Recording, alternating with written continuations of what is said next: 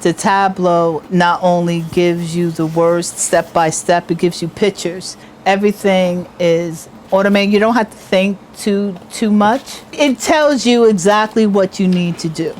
You can't mess up. If you mess up, that means that you're not reading properly and you're not looking at the screen and taking time. It's how easy it is to use.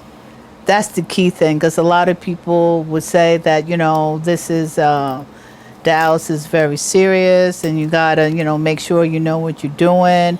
But if you're trained properly, you could do this. Well, training for me, I wasn't expecting it to be so intense at first, or like wow, this is like life or death when alarms go off.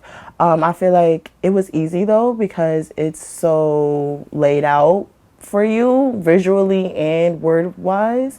My mom can trust in me now that I can help her while I'm at home. It was 2-week training. John, the dialysis nurse, he was there and he went step by step. They're very patient. Like if I wasn't ready in 2 weeks, I would have stayed a little bit longer, but I got it. So I thought I felt comfortable enough to bring her home and to start doing dialysis at home.